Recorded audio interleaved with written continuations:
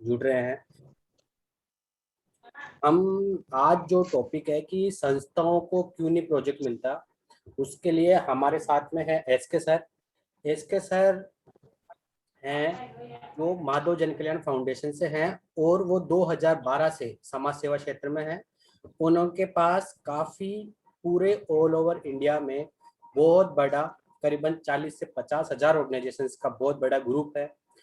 SK sir का contact बहुत, please mute हो जाइए जो है जो पीछे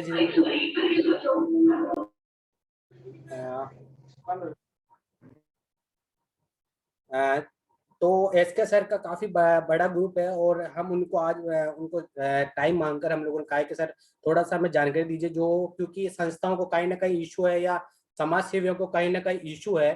तो सर आप बिल्कुल हमें जानकारी दीजिए जिससे हमारी जो समाज सेवा संस्था है उनको जो प्रोजेक्ट नहीं मिल पा रहा है तो वो किस प्रकार उनके लिए सहायता रहे। उसके लिए हमने एसके सर को, तो welcome SK sir. Sunil sir, आप बिल्कुल आइए और बहुत बहुत धन्यवाद, आपने हमें टाइम दिया। तो सर आप बिल्कुल शुरू कीजिए कि सर कैसे कैसे हम लोग काम कर सकते हैं। थैंक यू आर्यन जी, बहुत बहुत धन्यवाद आपका मुझे इस मीटिंग में इनवाइट करने के लिए। पहली बात तो मैं आप लोगों से जानना चाहूंगा, क्या मेरी आवाज़ आपको आर्यन जी प्रॉपर मिल पा रही है? सर हाँ सर, बिल्कुल आवाज़ आ रही है सर आपको मेरे पास। जी बिल्कुल। देखिए, सबसे बड़ा जो इशू आता है संस्थाओं के सामने वो रहता है प्रोजेक्ट्स का। यानी कि संस्थाएं लगभग लगभग ये मान के चला जाए देश भर में 40 लाख से ज़्यादा एनजीओ खुले हुए हैं, लेकिन सभी के पास प्रोजेक्ट नहीं होते, सबके पास वर्किंग्स नहीं होती। उसके कुछ क्योंकि आज का जो मीटिंग का दायरा है वो लगभग 40 मिनट का है, तो बहुत ही स्पष्ट और सरल शब्दों में मैं आप लोगों को बताना चाहूंगा। उसके कुछ विशेष कारण हैं। वो कारण क्या है, अगर हम उन कारणों पर विशेष रूप से अगर ध्यान देंगे तो बिल्कुल जायज बात है कि हमें अपनी एनजीओ के लिए कभी भी प्रोजेक्ट्स या कभी भी किसी भी इशू के लिए हमें जो है किसी के सामने हाथ नहीं फैलाना पड़ेगा। देखिए, सबसे बड़ी चीज होती है हम कहाँ कहाँ गलती करते हैं। देखिए, बहुत सारी शिकायतें आती हैं कि सर हम कंसल्टेंट्स को हायर करते हैं या हमने फलाने कंसल्टेंट को पैसा दिया, हमें प्रोजेक्ट नहीं मिला, या हम प्रोजेक्ट अप्लाई करते हैं, हमें प्रोजेक्ट नहीं मिलता है। तो कहीं भी किसी भी डिपार्टमेंट में गलती निकालने से पहले हम अपने अंदर झांकें कि हमने कहाँ कहाँ गलती की हुई है। अगर मैं उन गलतियों की बात करूं तो सबसे पहली जो चीज आती है वो होता है हमारा वे ऑफ कम्युनिकेशन। ध्यान रखिएगा, जब हमारा वे ऑफ कम्युनिकेशन गलत होगा तो जाहिर सी बात है कि सामने वाली एजेंसी या सीएसआर फंडिंग एजेंसी या कोई भी मदर एनजीओ आपको वर्क नहीं देगा। जैसा कि मैंने भी प्रैक्टिकली लाइफ में काफी बार देखा है, वे ऑफ कम्युनिकेशन में हम लोग जब डिटेल्स किसी भी एनजीओ से मांगते हैं कि भाई आप हमें अपनी डिटेल्स व्हाट्सअप कर दीजिए या मेल कर दीजिए, तो मेल मांगा गया तो व्हाट्सअप कर देते हैं, व्हाट्सअप मांगा गया तो मेल कर देते हैं। ध्यान रखिएगा, मोस्टली जब हम ऑफिशियल कम्युनिकेशन की बात करते हैं तो अपने डॉक्यूमेंटेशन आप जो है मेल पर प्रोवाइड करें। कुछ एनजीओ जो होती हैं या कुछ सीएसआर एजेंसीज होती हैं जो आपका प्रोफाइल चेक करने के बाद आपको जो है मेल कम्युनिकेशन पे लेती हैं। तो अगर उनकी तरफ से रिक्वेस्ट की गई है कि आप हमें अपने प्रोफाइल से अपना डाटा हमें एक बार व्हाट्सअप कर दीजिए, तो आप वे ऑफ कम्युनिकेशन को बिल्कुल स्ट्रॉन्ग रूप से निभाइए। उन्होंने जो जानकारी मांगी है आप प्रॉपर केवल उसी जानकारी को उसी माध्यम से उनको प्रेषित करें। दूसरी चीज आती है कि हमारा वे ऑफ इंट्रोडक्शन। ध्यान रखिएगा, वे ऑफ इंट्रोडक्शन हम बात कर रहे हैं एनजीओ की कि भाई हम अपनी संस्था का जो वे ऑफ इंट्रोडक्शन है वो हम कई बार गलत उपयोग कर लेते हैं। बहुत सी संस्थाओं द्वारा जो है देखा गया है कि आपसे जब आपका प्रोफाइल मांगा जाता है आपसे एनजीओ प्रो और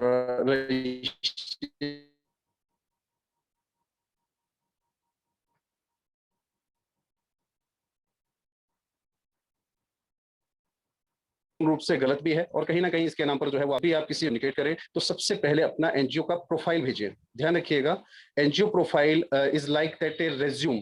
जैसे आप जब जॉब के लिए अप्लाई करते हैं तो वहां पर हम अपना सबसे पहले जो है बायोडाटा सेंड करते हैं, अपना रेज्यूम सेंड करते हैं।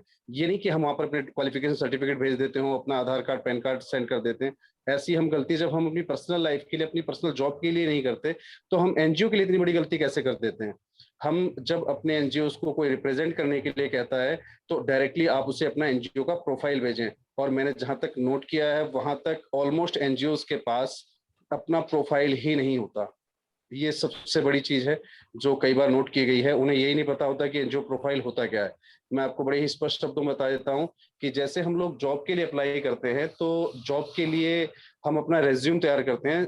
बिल्कुल सेम एज इट इज आपका एक एनजीओ प्रोफाइल आप तैयार करें, जिसके अंदर आपके एनजीओ के रजिस्ट्रेशन डिटेल्स, कहाँ कहाँ से आपका एनजीओ रजिस्टर्ड है, आपके पास एनजीओ दर्पण आईडी है या नहीं है, 12A है कि नहीं है, टीजी है कि नहीं है, एफसीआरए है कि नहीं है, CSR1 है कि नहीं है। तो ये सारी डिटेल्स उसके अंदर मेंशन होती हैं। उसके अलावा फिर आपकी कार्यकारिणी की लिस्ट उसके साथ मैनेज होती है। देन आफ्टर आपकी जो लास्ट ईयर की जो रिसेंट वर्किंग्स होती हैं कि आपने किन किन क्षेत्रों में जो है काम कर रखा है, वो सब चीजें होती हैं। आपके जो पहले आप प्रोजेक्ट कर चुके हैं, यानी कि लाइक दैट आपके एक्सपीरियंस, जैसे हम रेज्यूम में अपना एक्सपीरियंस शेयर करते हैं कि भाई हम इन कंपनियों में काम कर चुके हैं, इसी प्रकार से उसमें अपने जो ऑलमोस्ट जो प्रोजेक्ट आप खत्म कर चुके हैं, जिन विषयों पे आप काम कर चुके हैं, जो जो आपने सोशल वर्क में जो भी अचीवमेंट्स ली हैं, वो सारी अचीवमेंट्स उसमें डालते हुए आपके जो संभावी प्रोजेक्ट होते हैं, यानी कि आप आगे भविष्य में किन किन योजनाओं पे काम करना चाहते हैं, या फिर आपका एनजीओ जो है किन किन क्षेत्रों में काम करने योग्य है, अपने आप को आप सक्षम समझते हैं, वो डालना बहुत जरूरी होता है। और सबसे मेन पॉइंट आता है इसके अंदर कि हम अपनी कैपिटल वर्थ नहीं डालते कि भाई हमारे एनजीओ की कैपिटल वर्थ कितनी है और हमारी नंबर ऑफ वॉलंटियर्स कितने हैं। इस चीज की जानकारी मैंने मोस्टली प्रोफाइल्स में देखा है कि ये जानकारी कोई भी एनजीओ जो है इंक्लूड नहीं करता, जबकि ये सबसे मेन जानकारी है। क्योंकि जब तक आपको आपके CSR एजेंसी को ये नहीं पता लगेगा कि आपके एनजीओ की कैपिटल वर्थ क्या है, तब तक वो आपको अपना प्रोजेक्ट नहीं दे सकता।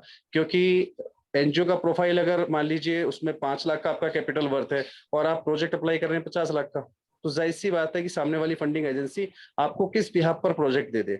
जब तक आपने आज तक जो है आपकी संस्था ने अगर 5 लाख रुपए का ही काम किया है, वो आपके ऊपर 50 लाख का भरोसा कैसे कर लेगी। सेकंड थिंग जो मैंने आपको बताया वॉलंटियर्स के बारे में, जब तक आप उन्हें ये शो नहीं करेंगे भी how many numbers of volunteers we have, कि हमारे पास इतने वॉलंटियर की इतनी बड़ी टीम है, तब तक वो आपको कोई भी काम सजेस्ट नहीं कर पाएगी। ये स्पेशली देखा जाता है सिर्फ CSR एजेंसीज में, कि जहां भी CSR एजेंसीज आपसे एनजीओ प्रोफाइल मांगती है, ठीक है, तो आपका एनजीओ प्रोफाइल बिल्कुल क्लियर होना चाहिए। एनजीओ प्रोफाइल की अपनी एक गाइडलाइन होती है कि उसके अंदर आपके एनजीओ का इंट्रोडक्शन होता है, उसके बाद आपका जो है बायोलॉज होता है। बायोलॉज मीन टू से आपका brief bylaws, brief description of the bylaws. ये नहीं कि आपने अपना जो है प्रोफाइल का पूरा जो बायोलॉज है आपका या आपकी ट्रस्ट डीड है वो उठा के उसके अंदर पेस्ट कर दी, ऐसा नहीं करना है। एक शॉर्ट और ब्रीफ डिस्क्रिप्शन होता है आपके बायोलॉज का, और फिर उसमें आपके रजिस्ट्रेशन डॉक्यूमेंटेशन के जो सॉरी रजिस्ट्रेशन जो होते हैं आपके, वो सभी लगे होते हैं कि भाई ये यहाँ से हमने जो है रजिस्टर्ड है हमारी संस्था। उनके सिर्फ रजिस्ट्रेशन नंबर लगे होते हैं, वहां कहीं भी हमें अपने रजिस्ट्रेशन सर्टिफिकेट इनक्लोज नहीं करने होते हैं बायोलॉज में, ध्यान रखिएगा। कई लोग क्या करते हैं कि आपके एनजीओ प्रोफाइल के अंदर अपनी ITR और बैलेंस शीट और पिछले सालों की सब चीजें जो है वो लगा देते हैं, वो भी गलत तरीका है। ध्यान रखिएगा, जैसे एक रेज्यूम के अंदर सिर्फ और सिर्फ हमारी डिटेल्स लिखी जाती हैं, वहां हम कोई भी अपना डॉक्यूमेंट्स अटैच नहीं करते हैं। सेम एज इट इज आपको एनजीओ प्रोफाइल में एक्स्ट्रा कोई भी चीज इंक्लूड नहीं करनी है। तीसरा जो हम देखते हैं कि एनजीओ गलती कहाँ का करते हैं, एक आता है डॉक्यूमेंटेशन में गलती। हम मोस्टली जो एनजीओ गलती करते हैं वो यही करते हैं डॉक्यूमेंटेशन में। देखिएगा, जब भी कोई प्रोफाइल, जब भी कोई प्रोजेक्ट आपके निगाह में आता है कि भाई आपको ये प्रोजेक्ट आपको कहीं से भी सुनने में आया, सोशल मीडिया के माध्यम से आया या आपके पास मेल के माध्यम से किसी ने जानकारी भेजी, हम बिना कुछ देखे, बिना कुछ पढ़े, बिना कुछ सोचे और उसके लिए आवेदन करने के लिए तैयार हो जाते हैं। और इसी वजह से हम कई बार जो है जो फ्रॉड कंसल्टेंट हैं उनके साथ जो है ठगी का शिकार भी हो जाते हैं। जबकि सबसे पहला हमारा जो कर्तव्य है वो यही होना चाहिए कि जो भी हमें प्रोजेक्ट बताया गया है सामने वाले कंसल्टेंट के द्वारा या डायरेक्ट जो है विभाग के द्वारा, तो सबसे पहले उसकी गाइडलाइन को ध्यान से पढ़ें। उसकी गाइडलाइन में क्या क्या चीजें मांगी गई हैं, अपनी एनजीओ के पास, अपनी संस्था के पास, हमारे पास क्या क्या चीजें अवेलेबल हैं, इस चीज का हमें विशेष ध्यान रखना है। ठीक है, और प्रोजेक्ट डिस्क्रिप्शन के अंदर बहुत सारी कंडीशंस होती हैं, ठीक है, कि क्या हम उन कंडीशंस या हमारे डॉक्यूमेंट्स या हमारी एनजीओ का प्रोफाइल उसके कैपेबल है या नहीं है, ये सारी चीज खुद वेरीफाई करना बहुत जरूरी है। ध्यान रखिएगा, कई बार क्या होता है कि हम लोग खुद डिस्क्रिप्शन को नहीं पढ़ते हैं, लेकिन हमारे कंसल्टेंट के भरोसे या हमारे जो है CA के भरोसे हम इस चीज को छोड़ देते हैं, भाई अपने हिसाब से आप बना लीजिएगा और लगा दीजिएगा। नहीं, ये करना भी बिल्कुल गलत है। क्योंकि आपका एजेंट या आपका कंसल्टेंट या आपका CA आपको जो रिपोर्ट बनाकर दे रहा है या वहां जो रिपोर्ट सबमिट कर रहा है या आपका डॉक्यूमेंटेशन जो मांगा गया जो वो बना रहे हैं, उसमें क्या कमी है क्या नहीं है, इस चीज को आप खुद वेरीफाई कभी नहीं कर पाएंगे। और इसी वजह से प्रोजेक्ट जो है रिजेक्ट होते हैं, क्योंकि उन्हें पता है कि भाई हमारा क्लाइंट तो चेक कर ही नहीं रहा, हमारे क्लाइंट ने कुछ पता ही नहीं किया। हमारे क्लाइंट ने कोई भी चीज जो है सर्विलेंस पे ली ही नहीं, जबकि बहुत ज्यादा जरूरी होता है कि जब भी आपको कोई प्रोजेक्ट मिलता है उसकी पूरे डिस्क्रिप्शन को आप ध्यान से पढ़ें, उसके अंदर क्या क्या कंडीशंस मांगी गई हैं, आपने जो प्रोजेक्ट रिपोर्ट तैयार करी है वो उसमें सारी चीजें इन्वॉल्व हैं या नहीं है। कई बार क्या होता है कि पॉइंट्स कई मांगे गए होते हैं और उठा के दो चार पॉइंट जो है सीए जो है उसको डाल दे, और उसके बाद जो है वही दिक्कत आती है कि वो प्रोजेक्ट जो है वहां से रिजेक्ट हो जाता है। तो इन चीजों का हमें विशेष रूप से ध्यान रखना है। आर्यन जी, बीच में डिस्टरबेंस आ रही है शायद कहीं से।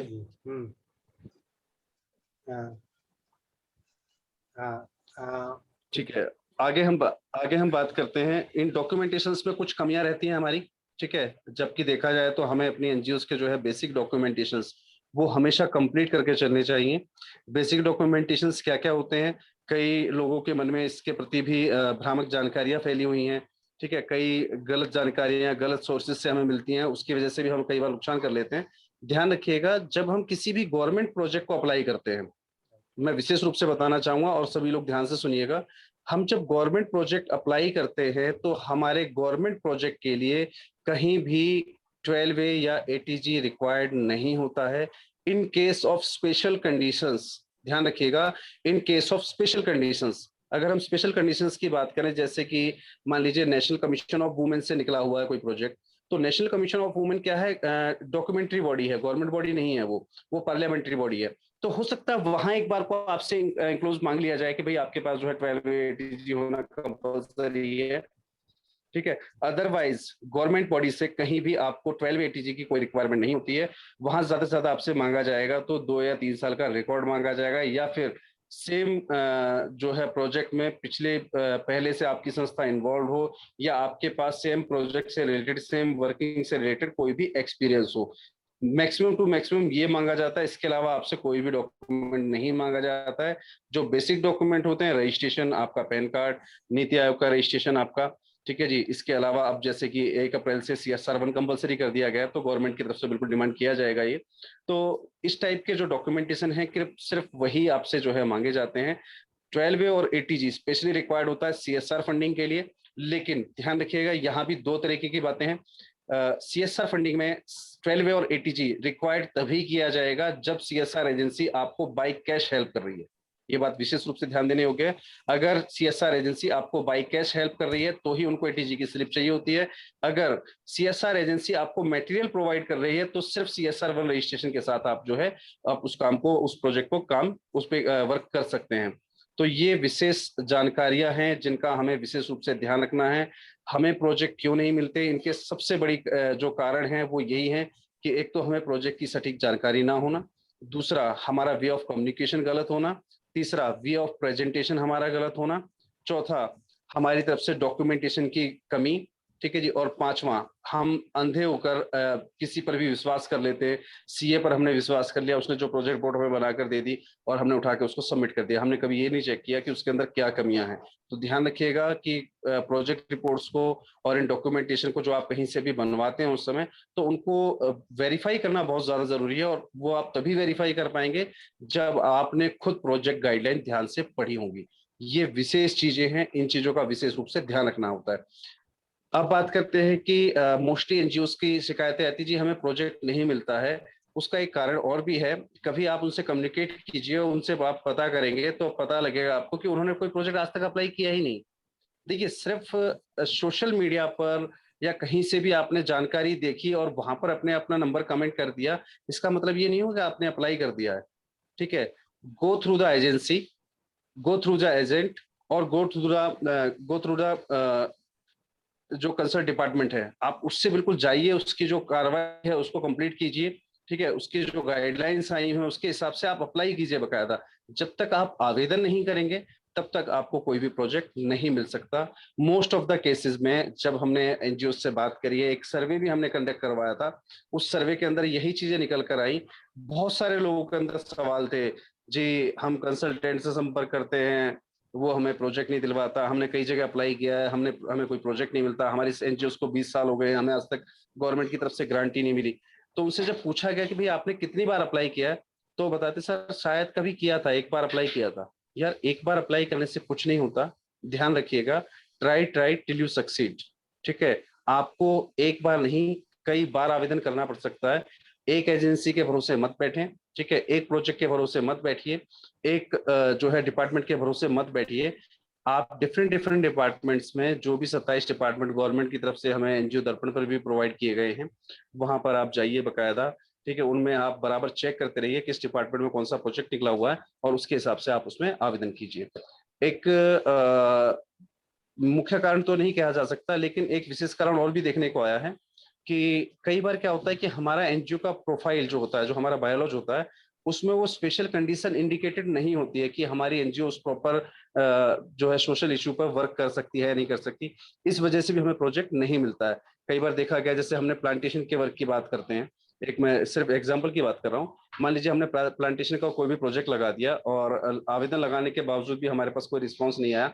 उसका कई बार हमें चेक भी करना पड़ता है कि हमारा जो बायोलॉज है उसके अंदर हमने प्लांटेशन वर्क को ऑप्ट किया है कि नहीं किया। ध्यान रखिएगा, इस सोशल सेक्टर के अंदर टोटल 172 सोशल एक्टिविटीज होती हैं। कितनी होती हैं? 172 सोशल एक्टिविटीज होती हैं।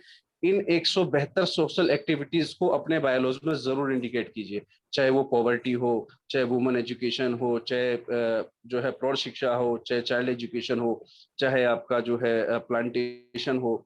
तो इस टाइप के जितने भी सोशल सेक्टर्स हैं सबको इंडिकेट करना बहुत जरूरी है। और तभी आप जो है इन सभी डिपार्टमेंट से अपने प्रोजेक्ट के रिगार्डिंग या ग्रांट से रिगार्डिंग कोई भी कम्युनिकेट कर पाएंगे, जब आपने उस चीज के लिए ऑप्ट किया होगा। तीसरी विशेष चीज देखने में मिलती है कि हम प्रोजेक्ट अप्लाई जरूर कर देते हैं, लेकिन उसका कभी भी फीडबैक नहीं लेते। ध्यान रखिएगा कि हमें प्रोजेक्ट सिर्फ अप्लाई करने के बाद शांत नहीं बैठना है। एटलीस्ट हमें बहुत सारी चीजें होती हैं उसके बारे में, हमें जब हम गाइडलाइन लेते हैं तो गाइडलाइन में हमें बहुत सारी चीजें मिलती है कि इस प्रोजेक्ट के रिगार्डिंग जो भी स्क्रूटनी है वो कब होगी, स्क्रूटनी के बाद जो सिलेक्टेड एनजीओज हैं उनके नाम कहाँ पर शो किए जाएंगे, कब तक इसके बारे में सूचना प्रकाशित की जाएगी। ये सारी डेट्स, ये सारी जानकारियां एक प्रोजेक्ट के अंदर जरूर इंक्लूड होती हैं। वहां पर वो चीजें जरूर देख लीजिए, और जब भी आप अप्लाई करते हैं एक डायरी आप मेंटेन कीजिए उसमें, और बकायदा वहां पर नोट डाउन कर लीजिए कि मैंने आज इस तारीख को ये वाला प्रोजेक्ट अप्लाई किया, इसकी स्क्रूटनी डेट ये है, इससे इसके जो सिलेक्टेड एनजीओज हैं उनकी लिस्ट इस दिन प्रकाशित होगी। या फिर आपने जिस मेल पर उनको, या मेल के द्वारा जो कम्युनिकेट किया अपने मेल को आप बराबर चेक करते रहे। बहुत सारे एनजीओ ऐसे ही देखे हैं कि वो प्रोजेक्ट अप्लाई कर देते हैं, उनकी मेल में पड़े पड़े जो है मेल आया भी होता है, वो कभी मेल चेक करके नहीं देखते, और सालों निकल जाती हैं। वो सालों निकलने के बाद उन्हें पता लगता है कि भाई हमारे नाम पे कोई प्रोजेक्ट भी पास हुआ था। तो इस चीज का आपको विशेष ध्यान रखना है कि जब भी आप कोई प्रोजेक्ट अप्लाई करते हैं तो उसका फीडबैक आप समय पर जरूर लेते रहिएगा, ठीक है। और देखा जाए तो इसके अंदर कुछ चीजें और भी हैं, माइनर इश्यूज हैं। जैसे हम कई बार संस्था का जब नाम लेते हैं, उस नाम को ऑप्ट करने में हम बहुत बड़ी गलती कर देते हैं। एक एग्जाम्पल के तौर पे बात करता हूँ। मान लीजिए किसी भी संस्था का नाम मान लीजिए माधव एजुकेशन सोसाइटी है। अब ध्यान रखिएगा, जब मेरी संस्था का नाम अगर माधव एजुकेशन सोसाइटी है, तो जाहिर सी बात है कि मेरा नाम, मेरा एनजीओ का नाम ही मेरी वर्किंग को इंडिकेट कर रहा है, ठीक है। हालांकि हम बायोलॉजी में कुछ भी लिखवा लें, ध्यान रखिएगा, हम बायोलॉजी में चाहे कुछ भी लिखवा लें, लेकिन कई बार हमारा जो नाम है वो हमें प्रोजेक्ट लेने से कई बार जो है दूर रख देता है हमारी हमारी प्रोफाइल को। उसका एक विशेष कारण भी है, मैं आपको एक उदाहरण के माध्यम से समझाऊंगा। मान लीजिए आपने एक दुकान खोली, उस दुकान के अंदर आपने किराने का सामान भी रखा, आपने जो है ग्रोसरीज आइटम भी रखा, आपने जो है कपड़ा भी रखे, सब कुछ रखा है आपने एक डिजिटल स्टोर की तरह, लेकिन आपने बाहर बोर्ड लगा दिया है सत्यम मेडिकोज, ठीक है। तो अब आप खुद बताइए कि मार्केट में आने वाली भीड़ में से आपकी शॉप पर कितने लोग आएंगे, क्योंकि आपके यहाँ बोर्ड लगा हुआ सत्यम मेडिकोज का। दैट मीन्स कि जिन लोगों को मेडिकल से रिलेटेड सामान चाहिए होगा, यानी कि जिनको दवाइयां खरीदनी होंगी या जिनको मेडिकल इक्विपमेंट्स लेने होंगे, ठीक है, केवल वही लोग आपकी दुकान की ओर रुख करेंगे। अब आप चाहे अंदर दाल चीनी चावल कुछ भी लेके बैठे हो, ठीक है, लोग वहां पर वो सामान खरीदने नहीं आएंगे, क्योंकि आपके बाहर बोर्ड पर लिखा हुआ सत्यम मेडिकोज। तो बड़ा ही प्यारा सा एग्जाम्पल है इस चीज को समझने के लिए कि हमारी जो संस्था का नाम है उसकी भी महत्वपूर्ण भूमिका होती है हमें किसी भी प्रोजेक्ट के मिलने या ना मिलने की स्थिति में। क्योंकि कई बार हमारी संस्था के नाम को देखकर ही वो फाइल डिपार्टमेंट वाले उठाकर उसको डस्टबिन में डाल देते हैं। और इसका एक लाइव एग्जांपल मेरे सामने भी आया था। हरियाणा में एक संस्था है जिसकी मैं नाम तो खैर नहीं लेना चाहूंगा संस्था का, उनकी संस्था का नाम के लास्ट के अक्षर बता देता हूँ, शिक्षा समिति लिखा हुआ था उसमें। तो वो फाइल उन्होंने एक अप्लाई की प्लांटेशन प्रोजेक्ट के लिए, और जब बाद में उसका फीडबैक के दौरान उसको सर्च किया गया और डिपार्टमेंट में जाने के बाद एक बार मेरे द्वारा खुद मैं खुद फिजिकली गया था, और वहां जाके जब मैंने चेक करवाया तो वहां डिपार्टमेंट की फाइल लिस्ट में उस फाइल का नाम ही नहीं था कहीं भी। मैंने उनसे सर्च करने के लिए कहा, 2 या 3 दिन लगातार वो लोग सर्च भी करते रहे। फिर लास्ट में जब उन्होंने कहा कि भाई अगर इसमें नहीं है तो फिर स्क्रैप में होगी, यानी कि कबाड़े में या फिर डस्टबिन जिसे बोलते हैं कि भाई डस्टबिन में पड़ी होगी फाइल। वहां जाके जब चेक किया तो वहां वो फाइल पड़ी मिली। जब उनसे रीजन पूछा गया तो उन्होंने कहा सर देखिए इस पे ये चीज लिखी हुई थी, शिक्षा समिति लिखा हुआ था, तो हमने फाइल का जो है ऊपर से नाम देखा और इसको डाल दिया कि भाई ये फाइल शायद हो सकता है गलत डिपार्टमेंट में आ गई है। तो ये भी एक मैं नहीं कह सकता कि बड़ा इशू हो, लेकिन एक माइनर इशू जरूर है कि हमें कहीं ना कहीं जो प्रोजेक्ट नहीं मिलता है, तो उसके पीछे ये कारण भी विशेष हो सकता है। और सबसे विशेष कारण मैं आपको एक चीज और बताना चाहूंगा कि सबसे विशेष कारण जो है संस्थाओं को प्रोजेक्ट ना मिलने का, वो रहती है आपकी सक्रियता। समय सर बहुत कम है, शायद लगभग अभी 10 से 15 मिनट और शेष होंगे हमारे पास। तो ये चीज विशेष जरूर है कि हमारी सक्रियता होना बहुत जरूरी है। ध्यान रखिएगा, जब आप अपना एनजीओ का प्रोफाइल मेंटेन करते हैं तो उसके अंदर आप अपनी एक्टिविटीज बताते हैं कि भाई हमारी संस्था ने क्या क्या एक्टिविटीज की। तो स्पेशली हमें एक ही एक्टिविटी पे अटक के नहीं रहना है, ठीक है जी। हमें बहुत सारी एक्टिविटीज, डिफरेंट डिफरेंट एक्टिविटीज अपनी संस्था में हमेशा जो है कंप्लीट करते रहना चाहिए। कई बार संस्था के प्रोफाइल में देखा गया कि भाई हम सांस्कृतिक कार्यक्रम करवाते हैं जी। अब वो प्रोफाइल के अंदर देखा जी, वहां भी सांस्कृतिक कार्यक्रम हुआ, यहाँ भी सांस्कृतिक कार्यक्रम हुआ, वहां भी सांस्कृतिक कार्यक्रम हुआ, ठीक है जी। और वो फाइल भेज दी गई जो है किसी भी अन्य डिपार्टमेंट में। तो जाहिर सी बात है, जब आपने संबंधित डिपार्टमेंट के संबंधित कार्य से संबंधित कोई भी एक्टिविटी नहीं कर रखी है, ठीक है। मान लीजिए आपने प्लांटेशन से रिलेटेड आज तक कोई वर्क किया ही नहीं है, आपने लोगों को राशन तो बांटा, आपने लोगों को हेल्प तो पहुंचाई, आपने लोगों की सहायता तो की, लेकिन आपने कभी प्लांटेशन वर्क नहीं किया। तो जाहिर सी बात है कि प्लांटेशन डिपार्टमेंट अपने से रिलेटेड ही तो आपका एक्सपीरियंस देखेगा ना, कि भाई आपने कभी प्लांटेशन भी किया है कि नहीं किया, आपने उसके संबंधित फीडबैक लिए है कि नहीं लिए। सिर्फ और सिर्फ प्लांटेशन करना ही नहीं होता, ध्यान रखिएगा। कोई भी आप प्रोग्राम ऑर्गेनाइज करते हैं तो उस प्रोग्राम का जो सबसे मेन इंक्लोजर होता है वो होता है beneficiaries, number of beneficiaries and मतलब बेनिफिशरीज कौन है, कैसे हमने बेनिफाइड किया लोगों को, वो चीज मेंशन करना बहुत जरूरी होती है। आप कार्यक्रम कुछ भी करते रहिए, आप प्लांटेशन कुछ भी कर लीजिए, लेकिन आपको उनका फीडबैक देना होता है कि भाई आज हमारी वजह से, आज संस्था की वजह से इतने प्लांट्स जो है वो आज सरवाइव कर रहे हैं, या हमारी संस्था के द्वारा ये सेवा दी गई, इससे इतने लोगों को जो है एक हेल्प पहुंची है, इतने लोग सरवाइव कर रहे हैं, हमने राशन बांटा, इतने लोगों की जान बचाई, हमने हमने कोरोना काल के अंदर इतने लोगों की सेवाएं दी, या हमने ट्रांसपोर्ट की व्यवस्था की, या हमने मेडिकल जो इक्विपमेंट्स उनकी डिलीवरी की व्यवस्था की, तो हमने लगभग इतने मरीजों की जान वहां बचाई, ठीक है, उसमें हमारा योगदान है।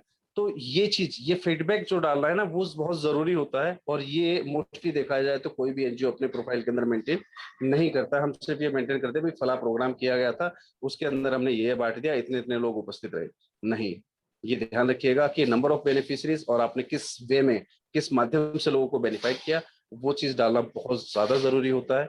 और ये फीडबैक्स आपको अपने हर एक काम के अंदर लेने चाहिए। और अगर हम बात करते हैं, कुछ संस्थाओं के अंदर आदत होती है अपने खुद के प्रोजेक्ट बनाने की। तो प्रोजेक्ट सब देखिए, जब तक आप प्रोजेक्ट को समझेंगे नहीं, जब तक आपको प्रोजेक्ट शब्द का अर्थ नहीं पता होगा, तब तक आपको प्रोजेक्ट लेने में बड़ी समस्याएं आएंगी। थोड़ी नहीं, बहुत ज्यादा समस्याएं आएंगी। प्रोजेक्ट होता क्या है, एक आसान भाषा में अगर हम बात करें, कि अपने किसी भी परिक्षेत्र को, अपने किसी भी जिस एरिया एरिया ऑफ एक्टिविटीज हम बोल सकते हैं, कि जिस एरिया में हम अपनी एक्टिविटीज कर रहे हैं, उस एरिया के अंदर हमने एक सर्वे कंडक्ट किया। उस सर्वे के अंदर हमने सबसे पहले वो चीज सर्च की कि भाई इस एरिया के अंदर पर्टिकुलर प्रॉब्लम क्या है, प्रॉब्लम को फाइंड आउट किया। फाइंड आउट करने के बाद उस प्रॉब्लम से रिलेटेड हमने इश्यूज देखे, भाई वो प्रॉब्लम क्यों है। ठीक है, मैं एक एग्जांपल के माध्यम से आपको समझा देता हूँ। मान लीजिए हमने एक गांव का सर्वे किया, उस गांव के अंदर हमने समस्या देखी, भाई वहां पर उस गांव के अंदर जो है पानी की समस्या है। हमने ऑब्जर्व किया, उसके बाद हमने जो है एक डायग्राम तैयार किया कि भाई अगर इस गांव में कुआं खोद दिया जाए तो लोगों को पानी मिल सकता है। तो वो सब चीज आपने जो है एनालाइज की, उसके बाद आपने फंडिंग की व्यवस्था की और उस काम को कंडक्ट किया। बस इसी चीज का नाम प्रोजेक्ट है, इससे ज्यादा कुछ भी नहीं है। तो अब समय काफी कम रह गया, तो मैं एक बार आर्यन जी को रेफर करना चाहूंगा। आर्यन जी, समय बहुत कम रह गया, और जहां तक मुझे लगता है कि जानकारी जो मेरे द्वारा दी गई है उससे लोग जरूर संतुष्ट होंगे, जरूर सहमत होंगे। अगर इसके बावजूद भी आपकी कोई क्वेरी या आपका कोई क्वेश्चन है, आपका कोई सवाल है, तो आप बिल्कुल हमसे संडे के दिन इसका एक सेकंड सेशन जरूर किया जाएगा। सेम टॉपिक पर हम दोबारा बात करेंगे, लेकिन वहां पर हम 2 से 3 जो एक्सपर्ट्स हैं उनकी राय लेंगे बकायदा, और एक क्वेश्चन आंसर सेशन भी उसमें डाला जाएगा कि आपके जो भी सवाल है, ठीक है, कि हमें प्रोजेक्ट से रिलेटेड कोई सवाल है आपका या डॉक्यूमेंटेशन से रिलेटेड कोई सवाल है आपका, तो वो आप बिल्कुल वहां पर जो है अपनी क्वेरी रेज कर सकते हैं। उसका प्रॉपर हमारे जो एक्सपर्ट है वो भी जवाब